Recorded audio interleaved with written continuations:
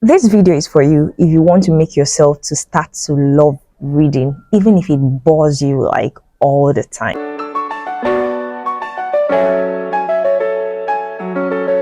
For some people, reading is a big chunk of work, and then for some others, they just don't find it pleasurable. Reading is a great experience, and it's a habit when cultivated, you would get to be transformed in many areas of your life. In this video, I'm going to be sharing with you 7 tips that will make you to start to love to read. It's going to make it more of a pleasurable experience and something you even look forward to doing every day of your life. But before that, first, consider the reason why you want to read. Yes, consider why you want to read.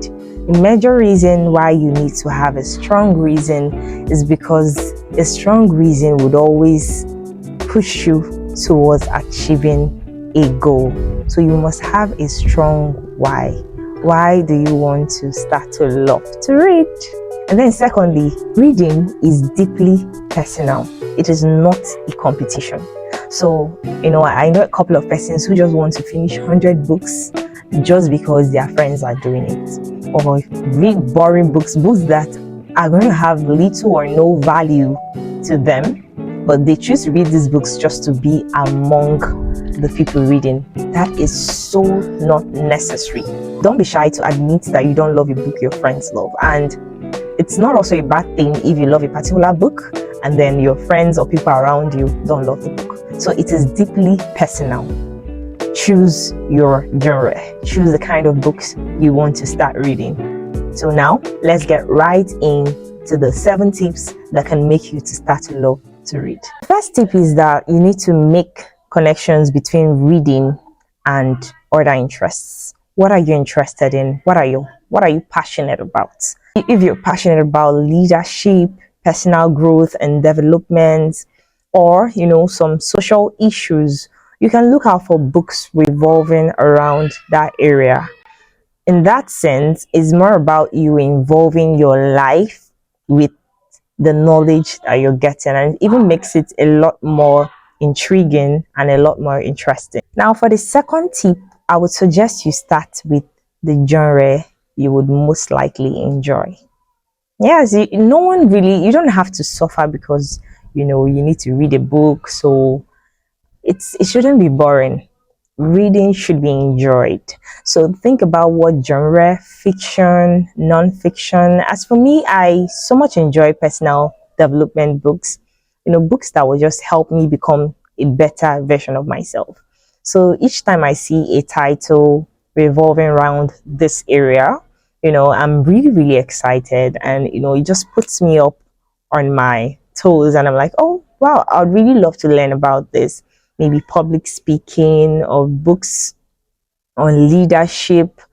So focus more on the genre you would most likely enjoy, and you'll see yourself getting more interested in reading. Another great tip is that you need to create a good reading environment. For some people, they will prefer to read in the library, and for others, they'll prefer to read in the park. So like I said earlier, reading is not a competition, it's personal. So no one is dragging who would prefer a library or who would prefer a park. But for you, you need to ask yourself, what kind of environment would I love to read? So if you can create that environment, psychologically, it already enhances your passion for this particular activity. When you're in the wrong environment, it's going to be very difficult for you to develop this passion for reading. Always carry a book with you.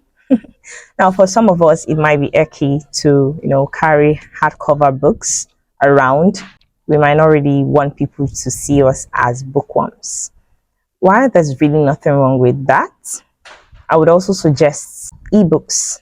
Thank God for ebooks. Today, you don't need to carry this kind of books around. All you need to do is download books in your phone, and it makes it a lot easier. The truth is that you never really know when it's going to be handy, because a lot of times you might be maybe waiting for a friend in the restaurant, sitting somewhere at the park, waiting for a vehicle or just something. So that's why it's always good to have a book with you to keep yourself busy and, of course, productive. I would also suggest that you set aside times to read. 10 minutes at a lunch break, 15 minutes at the bus, 30 minutes before you go to bed to sleep at night. I mean, that should be already about 40 minutes of reading or more every day. So if you can make it a habit, little by little, schedule time, it would really make it a lot more easier for you. Another thing you can do, it can be a goal for you, like a game for you. You can set a reward. If I'm able to read for a certain amount of hours in a day, I'll be able to reward myself. You could reward yourself, take yourself out, and just spice it up. It doesn't have to be something so big, but you can set little rewards to your reading goal. Don't forget to keep a reading list. This is another very great suggestion. There's something I usually do.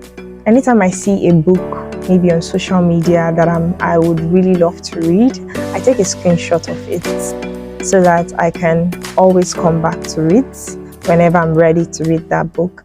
Or maybe you could see someone reading a particular book that caught your fancy. You could also write it down, or put it down in your notepad. In that sense, when you have a reading list, you wouldn't go blank on which book to read. You could have a long list of books to read, and it makes it a lot more easier for you to choose what book to read per time. Now, the final point is don't forget to subscribe. Don't forget to subscribe. All right, the final point is try audiobooks. Sometimes we get so busy with school, work, and other obligations that may prevent you from getting the daily dosage of books. So one great hack is that you can go for audiobooks. There is an app I use and I would recommend, that is Pocketbook.